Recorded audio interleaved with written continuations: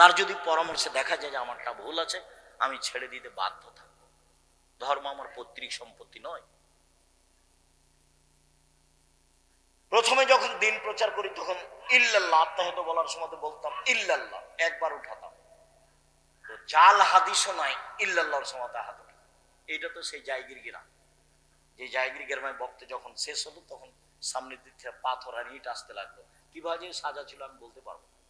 আমি তো স্যান্ডেল স্টেজে ছেড়ে দিয়ে দৌড়ালাম, একটা বাড়িতে ঢুকেছিলাম, সে কোন বাড়িতে আমার মনে নেই।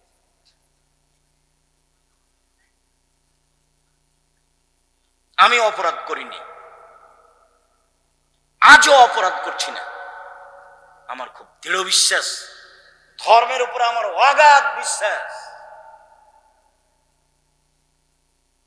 কাজেই আপনি আমার দিনী বোন, আপনি আমার দিনী ভাই, উপেক্ষা করে বিদ্বেষ ভাবাপন্ন নিয়ে কিছু বলবেন, ফল হবে না, ফল খারাপ হবে।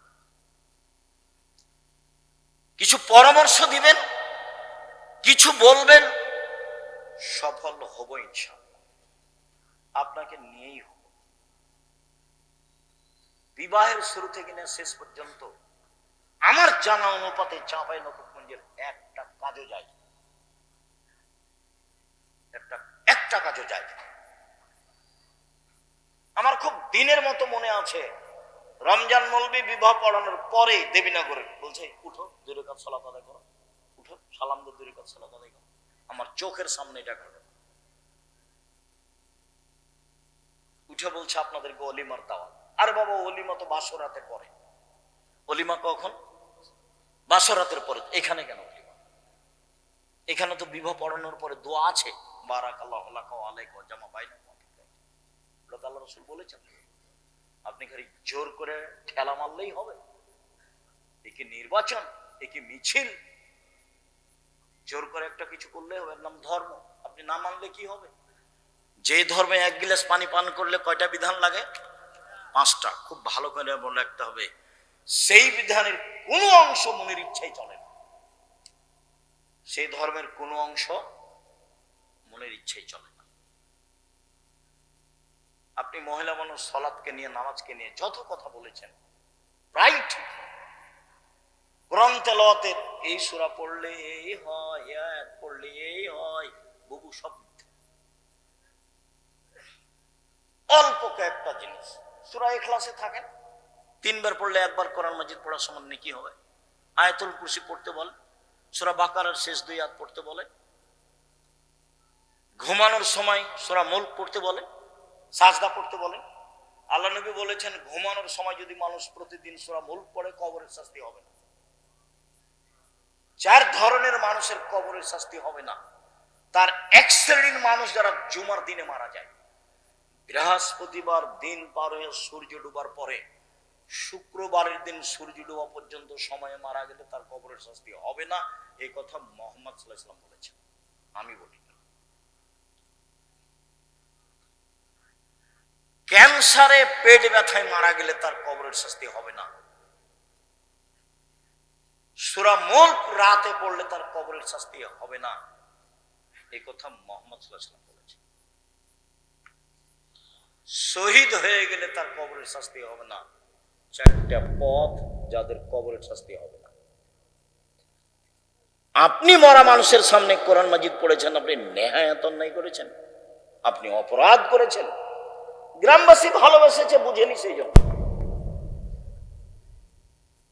লাশ চলে যাওয়ার সাথে সাথে আপনি সবাই মিলে হাত তুলে দোয়া করেছেন, আপনি রাসূল সাল্লাল্লাহু আলাইহি ওয়াসাল্লামকে অপমান করেছেন।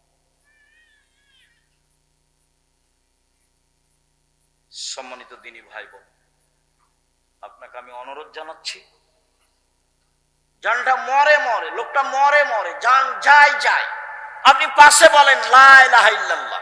আল্লাহ রাসূল বলছেন লাক্কিনু মাউতাকুম লা ইলাহা ইল্লাল্লাহ। মরে মরে, জান যায় যায়, তার পাশে বলো লা ইলাহা ইল্লাল্লাহ। কেন? মান কানা আখিরু কালামিহি লা ইলাহা ইল্লাল্লাহ ফাদাখালাল জান্নাহ। কারো যদি শেষ বাক্য লা ইলাহা ইল্লাল্লাহ হয় তাহলে জান্নাতে চলে গেছে। কই আপনার সূরা ইয়াসিনের কথা তো আল্লাহ নবী বলেননি, সূরা হাসরের 3 আয়াতের কথা আল্লাহ রাসূল বলেননি, কোরআন তেলাওয়াতের কথা আল্লাহ রাসূল বলেননি। আপনি প্রমাণ পেশ করতে পারবেন না। সম্মানিত দিনী ভাই বোন, সদাচরণ। الذين ينفقون في السراء والضراء والكاظمين الغيظ والعافين عن الناس, তিনটা গুণ আছে যার সে জান্নাতে যাবে। এক, ধনী মানুষ হলেও দান করে, 1000 লাখ টাকা করে। গরিব মানুষ হলেও দান করে, 10 টাকা করে। সচ্ছল অসচ্ছল অবস্থায় দান করে যে সে জান্নাতে যাবে। এক। দুই, অল কাযিমিনাল গায়জ, রাগকে দমন করতে পারে যে সে জান্নাতে যাবে। আল্লাহ বলছেন এই কথা, আমি বলি। রাগ দিয়ে জীবনে কোনো কাজ নিতে হবে না, কোনো কাজ। লবণ বেশি হয়ে গেছে বউকে, তখন গালি দেওয়া হবে না, তখন মারা হবে। আর আমার দিনী বন্ধুদেরকে বলছে, কথা বলছো না, চুপ থাকো। আপনাদের আমি বলছি, জীবনে দুইটা কাজ করবেন না। একটা অভিমান, এটা করবেন না। আর একটা প্রতিবাদ, এটা করবেন না। প্রতিবাদ কি? হ্যাঁ, তুমি আমার মাকে এভাবে বললে কেন, তুমি আমার আব্বাকে এভাবে বললে কেন, এই হলো প্রতিবাদ। প্রতিবাদ করিয়েন না, শয়তানের সুযোগ হবে না। অভিমান, অভিমান কি জিনিস? কই ঈদের দিনে তো তুমি একটা নতুন কাপড় কিনলে না, কই তুমি তো আমাকে একদিন নিয়ে যেতে চেয়েছিলে ঢাকা শহর দেখাতে, তো নিয়ে গেলাম না। এর নাম অভিমান। অভিমান যদি করেন তখন শয়তান বলবে, না পূরণ হলে শয়তান বলবে, এই দেখলি তোর স্বামী তোর অভিমান পূর্ণ করে না, আর আগেরটা করেনি, এখনো করেনি, কোনোদিনই করেনি। শয়তান খালি বলবে কোনোদিন করে না। তখন আপনি বলবেন, হ্যাঁ ঠিকই তো, হ্যাঁ ঠিকই তো। সকালবেলাতে তখন আপনি বলবেন, তোর ভাত খাবো না, তুই তালাক দিয়ে দে এক্ষুনি। তখন ওই খেপে গেছে, তালাক দিয়ে দে, তুই এক্ষুনি তালাক দিয়ে, তোর বাড়িতে থাকবো না, এক্ষুনি তালাক দিয়ে দে। ওও চাপে পড়েছে, যা 1 তালাক 2 তালাক দে, 1000 তালাক দিলাম, যা। যেমন তালাক দেওয়া শেষ হয়েছে তেমনি শয়তান চলে গেছে, আর নেই।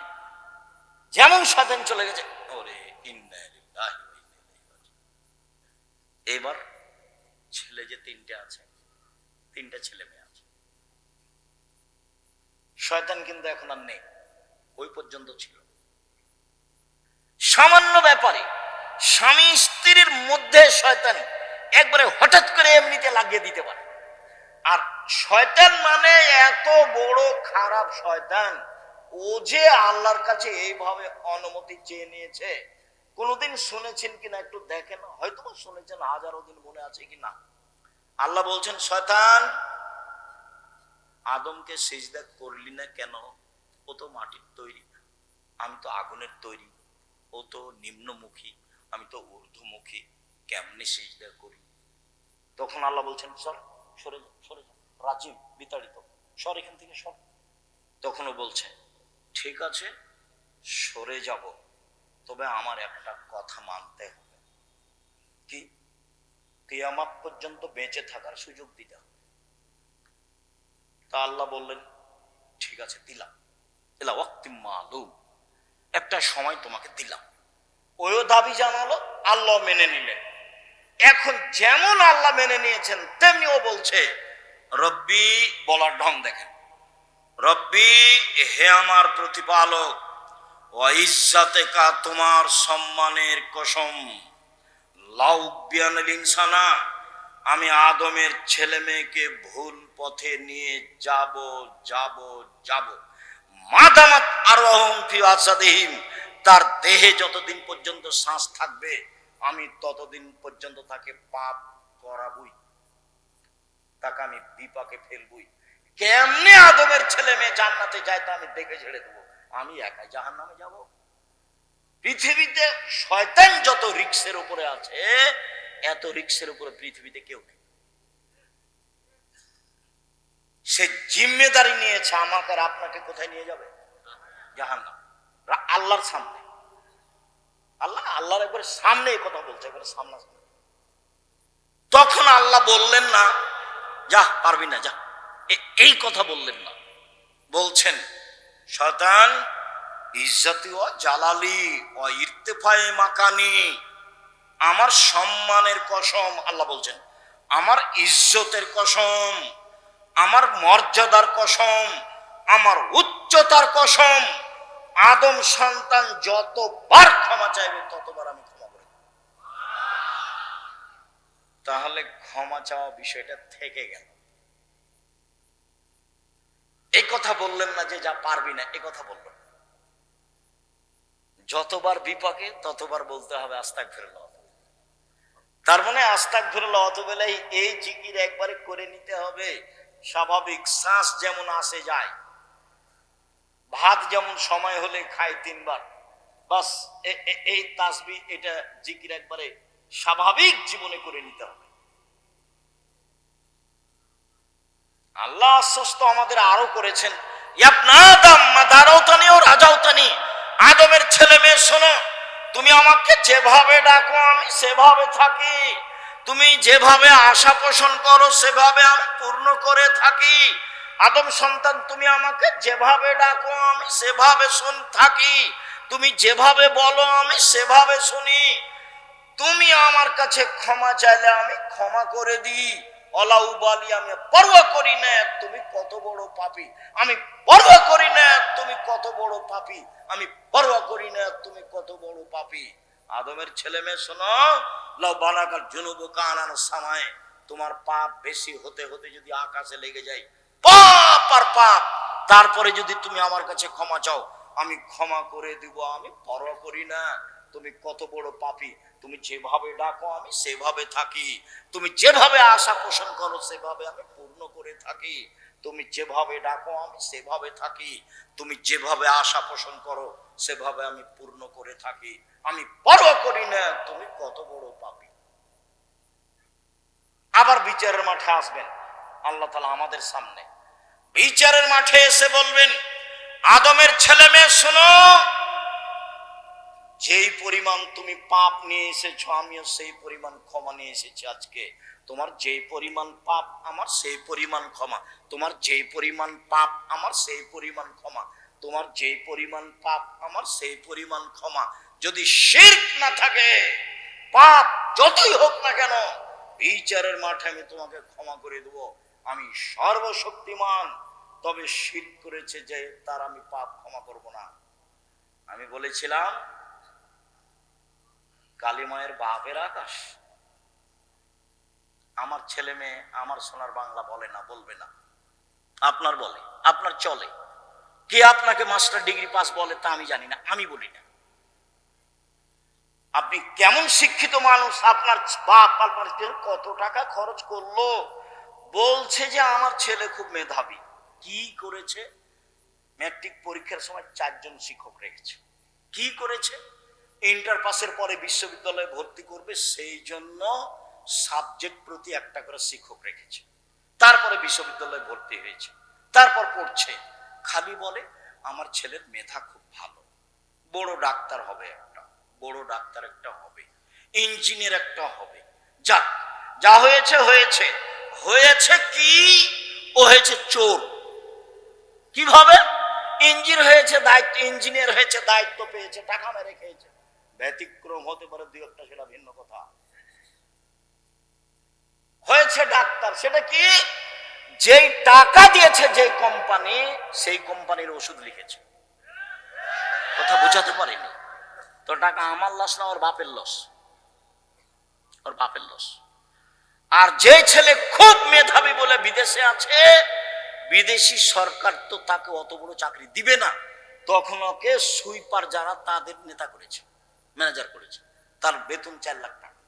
তখন দেখছে বাংলাদেশে গেলে কয় লাখ টাকা বেতন পাবো, সুইপার যারা তাদের নেতা হলে কি হবে, টাকা তো আছে। এ হলো খুব মেধার ফলাফল। আপনি চাঁপাইনবাবগঞ্জের দেখান আমার সামনে কাউকে। আর ছেলে মানুষ করবেন জাতির উদ্দেশ্যে, ছেলে মানুষ করবেন কার উদ্দেশ্যে? জাতির উদ্দেশ্যে, জাতির কল্যাণের জন্য। আমি মুসলিম চিরনবীর মরণকে করি না ভয়, মরলে শহীদ বাঁচলে গাজী, আমার উভয়ই সমান, বাঁচাও যতটুকু মরাও ততটুকু, আমার উভয়ই সমান। এরকম ছেলে গড়ে তুলবেন। সেই বেদাত দেশে আছে, শিক্ষার নামে মিথ্যা শিক্ষা আছে, জাহেলি শিক্ষা, যেটা তুলে দিতে হবে। তার নাম ছেলে মানুষ করেছি। তার নাম কি করেছি? ছেলে মানুষ করেছি, পয়সা খরচ করেছি। চাঁপাইনবাবগঞ্জের মানুষ আমি। আমার ছেলের মেধা ভালো, আমার বাপের জমি জায়গা আছে, পয়সা খরচ করে ছেলে মানুষ করেছি, বাঘের মতো করে করেছি। কলম মজবুত, কথা মজবুত, মিডিয়া মজবুত। 2 দিন বাঁচতে এসে প্রতারণামূলক সম্মান নিয়ে বাঁচতে রাজি নয়, ফাঁকি দেওয়া সম্মান নিয়ে বাঁচতে রাজি নয়। ও বলল, ওমা তোমার আকাশ, ওমা তোমার বাতাস। ঠাকুর বলছে, ও কালিমা তোমার আকাশ, ও কালিমা তোমার বাতাস। আমার ছেলে বলে সকালে উঠে, ও কালিমা তোমার আকাশ, তোর বাপের আকাশ। হয় না, কিভাবে? ও তো মুসলমানের শত্রু, ও তো জাতির শত্রু, ও তো বিশ্ববিদ্যালয়ের শত্রু। ও কি করে সম্মানী হতে পারে? আরে যেদিন বাংলাদেশের, ভারতের, পাকিস্তানের মুসলমানেরা ইংরেজদের হাতে বেইজ্জত হয়, ফাঁসি হয় মুসলমানের, সেদিনও লন্ডনে মুচ পাকায়। ইতিহাস ভুলে গেলে হবে? ইতিহাস এই 71 সাল থেকে নয়, ইতিহাস 1947 14 আগস্টে অন্তত যেতে হবে, অন্তত। তাহলে বোঝা যাবে কিছু। শেরে বাংলা কিছুই করলো না। সম্মানিত দিনী ভাই বোন, কষ্ট হয়, সেজন্য মধ্যে কথা চলে এসেছে, আপনি মনে কিছু নেবেন। এক, দান করেন, জান্নাত আছে। 2, রাগ দিয়ে কাজ নেবেন না, জান্নাত আছে। 3, মাফ করতে হবে, মাফ। মামলা নেই, বিচার নেই, বিচার করব না। আমার ছেলেকে মেরেছে, মামলা করব না, যা হয়েছে হয়েছে। প্রতিশোধ নেই,